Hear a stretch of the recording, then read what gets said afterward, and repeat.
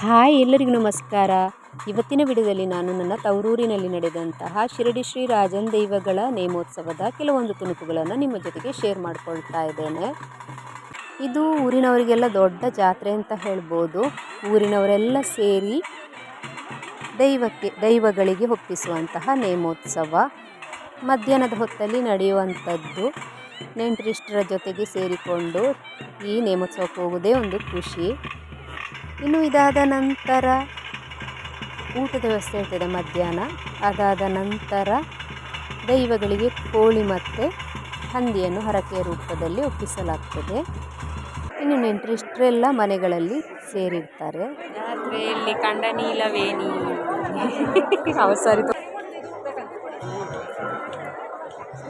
ಇನ್ನು ಊರಿನ ಜಾತ್ರೆ ಅಂದ ಮೇಲೆ ಈ ರೀತಿಯ ಆಟೋಟಗಳೆಲ್ಲ ಇದ್ದೇ ಇರ್ತವೆ.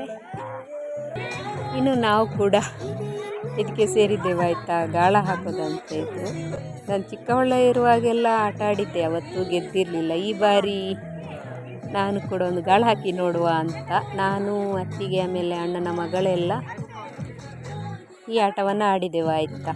ಅದೇನೋ ಲಕ್ಕಿಗೆ ಸಿಕ್ಕಿತು ಒಂದು. ಇನ್ನು ನಾನು ಒಮ್ಮೆ ಆ ರೀತಿ ಗಾಳ ಹಾಕಿ ತೆಗೆದದನ್ನು ನೋಡಿ ನನ್ನ ಮಾವ ಒಬ್ಬರು ನನ್ನ ಹೆಸರಲ್ಲಿ ಮತ್ತೆ ದುಡ್ಡು ಕಟ್ಟಿದ್ರು. ನೆಕ್ಸ್ಟ್ ಟೈಮ್ ನನಗೆ ಅದು ತೆಗಿಲಿಕ್ಕೇ ಆಗಲಿಲ್ಲ. ನನಗೆ ಕೂಡ ಸ್ವಲ್ಪ ತಾಳ್ಮೆ ಇದೆ ಅಂತ ಈ ಆಟದಲ್ಲಿ ಗೊತ್ತಾಯಿತು. ನನಗೆ ತಾಳ್ಮೆ ಮತ್ತು ಸ್ವಲ್ಪ ಏಕಾಗ್ರತೆ ಇದ್ದರೆ ಇದರಲ್ಲಿ ಗಾಳ ಹಾಕೋದು ಕಷ್ಟ ಏನಲ್ಲ. ಹಾಗಂತ ಹೇಳಿ ಯಾವಾಗಲೂ ಹಾಗೇ ಆಗ್ತದೆ ಅಂತಲೂ ಹೇಳಲಿಕ್ಕಾಗೋದಿಲ್ಲ. ಏನೋ ಒಂಥರ ಜಾತ್ರೆಗೆ ಹೋದದಕ್ಕೆ ಖುಷಿ ಆಯಿತು ನನಗೇನು ಕೂಡ. ಇದು ಮಾತ್ರ ಆಟ ಅಲ್ಲ, ಬೇರೆ ಬೇರೆ ಆಟಗಳಿದ್ದವಲ್ಲಿ. ನಾನು ಸದ್ಯಕ್ಕೆ ವಿಡಿಯೋ ಎಲ್ಲ ಮಾಡಲಿಕ್ಕೆ ಹೋಗಲಿಲ್ಲ. ಎಲ್ಲರಿಗೂ ಸ್ವಲ್ಪ ಮಂದಿಗೆಲ್ಲ ಗೊತ್ತಿತ್ತು ನಾನು ವಿಡಿಯೋ ಮಾಡ್ತೇನೆ ಅಂತ. ಹಾಗಾಗಿ ಏನೋ ಒಂಥರ ನನಗೆ ಮುಜುಗರ ಆಗ್ತಾಯಿತ್ತು. ಹಾಗಾಗಿ ವಿಡಿಯೋ ಮಾಡಲಿಕ್ಕೇ ಹೋಗಿಲ್ಲ. ದೊಡ್ಡದಾಗಿ ಸಂತೆ ಸಾಮಾನುಗಳೆಲ್ಲ ಸೇರಿರ್ತವೆ, ಹೂವಿನ ಗಿಡಗಳೆಲ್ಲ ಇದ್ದವಲ್ಲಿ. ಜಾಸ್ತಿ ಯಾವುದು ಮಾಡಲಿಕ್ಕೆ ಹೋಗಲಿಲ್ಲ. ಹಾಗೆಯೇ ಸುಮ್ಮನೆ ಇದೊಂದು ಮಾವಿನ ವಿಡಿಯೋ ಮಾಡಿ ಕೊಟ್ಟು ಹಾಗಾಗಿ ನಿಮ್ಮ ಜೊತೆ ನಾನು ಶೇರ್ ಮಾಡ್ಕೊಂಡು ಇರುವಂಥದ್ದು. ಇದಾದ ನಂತರ ಬಳ್ಳೆ ಅದು ಇದೆಲ್ಲ ತಿಳ್ಕೊಂಡೆ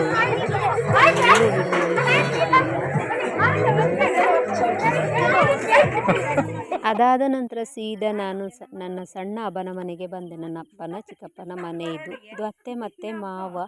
ಇದು ಅಬ್ಬ ನಮ್ಮದು, ಇದು ಅತ್ತೆಯ ಸೊಸೆ, ಮತ್ತು ಇದು ಚಿಕ್ಕ ಅತ್ತೆಯ ಮಗಳು. ಚಿಕ್ಕ ಅತ್ತೆ ಅಂದರೆ ಅವರು ನನ್ನದೇ ವಯಸ್ಸಿನವರು, ಆದರೆ ಅತ್ತೆ ಅಂತ ಕರಿಬೇಕಲ್ಲ, ಹಾಗಾಗಿ ಅತ್ತೆ ಅಂತ ಕರೆಯುವಂಥದ್ದು.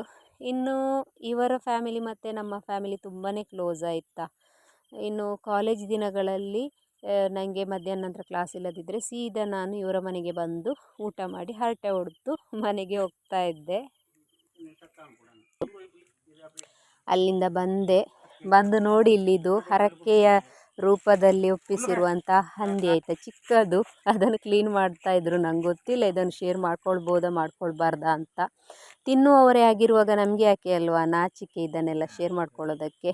ಇದು ನೋಡಿ, ಹಂದಿಯಲ್ಲಿ ಮುಖ್ಯವಾಗಿ ಕ್ಲೀನ್ ಮಾಡುವಾಗ ಇಲ್ಲಿಗೊಂದು ಹೊಕ್ಕಲಿಗೆ ಗಂಟು ಹಾಕಿಕೊಳ್ಬೇಕಂತೆ. ಎಲ್ಲಾದರೂ ಇಲ್ಲಿಂದಾಗಿ ಇದ್ರದ್ದು ಉಚ್ಚೆ ಇರ್ತದಲ್ಲ, ಅದೆಲ್ಲಾದರೂ ಚೆಲ್ಲಿದರೆ ಮತ್ತೆ ಹಂದಿ ಸಾಂಬಾರನ್ನು ತಿನ್ನಲಿಕ್ಕಾಗೋದಿಲ್ಲ ಅಂತೆ, ಪೂರ್ತಿ ಕೆಟ್ಟೋಗ್ತದಂತೆ. ಅದರೊಟ್ಟಿಗೆ ಹಂದಿಯ ಮಾಂಸ ಬೇಗ ಕೆಟ್ಟು ಹೋಗುವಂಥದ್ದಂತೆ. ಬೇಗನೆ ಅದನ್ನು ಕ್ಲೀನ್ ಮಾಡಿ ಇಟ್ಟರಷ್ಟೇ ಅಂತೆ, ಮತ್ತೆ ಇಲ್ಲಾಂದರೆ ಅದನ್ನು ತಿನ್ನಲಿಕ್ಕಾಗೋದಿಲ್ಲ ಅಂತ. ನೋಡಿ, ಕೈಪೆ ಅಂತ ಹೇಳ್ತಾರೆ, ನಂಗೆ ಗೊತ್ತಿಲ್ಲ ಎಂತ ಅಂತ ತೋರಿಸ್ತಾ ಇದ್ರು. ಇಲ್ಲಿ ಚಿಕ್ಕಪ್ಪ ಬೈತಾ ಇದ್ರು ವಿಡಿಯೋ ಮಾಡಬಾರ್ದು ಅಂತ, ಸುಮ್ಮನೆ ಹಾಗೆ ಮಾಡಿರುವಂಥದ್ದು. ನಂಗೆ ಗೊತ್ತಿಲ್ಲ ಇದನ್ನು ಶೇರ್ ಮಾಡ್ಕೊಳ್ಬೋದಾ ಮಾಡಬಾರ್ದಾ ಅಂತ.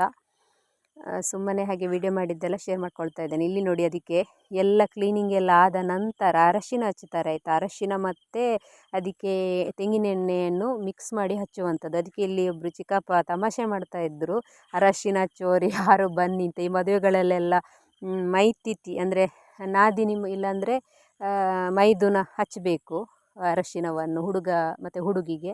ಹಾಗಾಗಿ ಇಲ್ಲಿ ತಮಾಷೆ ಮಾಡ್ತಾಯಿದ್ರು, ಯಾರು ಅರಶಿನ ಹಚ್ಚುವವರು ಬನ್ನಿ ಅಂತ. ಈ ರೀತಿ ಫುಲ್ಲು ಕ್ಲೀನ್ ಆದ ನಂತರ ಅರಶಿನವನ್ನು ಹಚ್ಚುವಂಥದ್ದು. ಇನ್ನು ಇದನ್ನು ಮಾರಾಟ ಮಾಡುವ ಹಾಗಿಲ್ಲ, ಹರಕೆ ಇದನ್ನೆಲ್ಲ ಹಾಗೆಯೇ ಯಾರಿಗಾದರೆ ನಮ್ಮ ಹತ್ತಿರದವರಿಗೆ ಕೊಡುವಂಥದ್ದು ಇದನ್ನು. ಹಾಗಾಗಿ ಇಲ್ಲಿ ಕ್ಲೀನ್ ಮಾಡ್ತಾ ಇದ್ದಾರೆ. ಸ್ವಲ್ಪ ಜನರಿಗೆಲ್ಲ ಕೊಟ್ಟು ಅದಾದ ನಂತರ ಸ್ವಲ್ಪ ಮನೆಯಲ್ಲಿ ಸಾಂಬಾರು ಮಾಡಿರುವಂಥದ್ದು.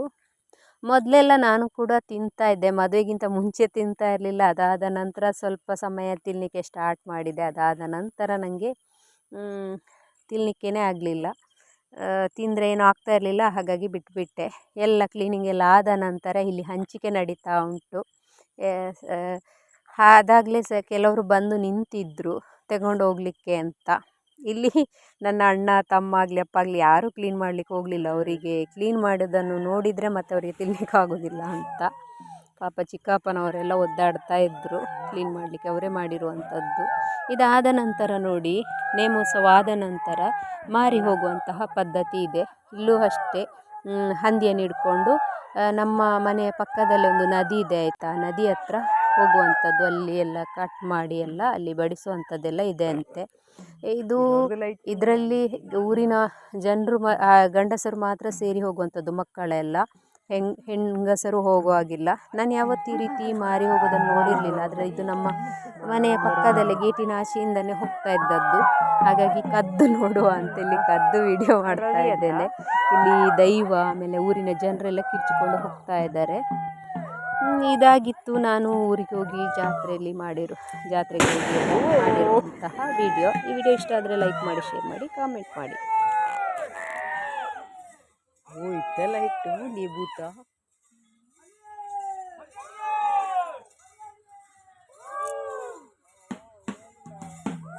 ಲೈಟ್ ಬಿರಾಡ್ದಲ್ಲಿ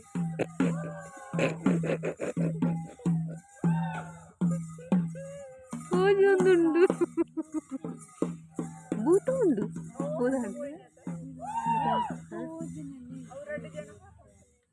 ಅಂದ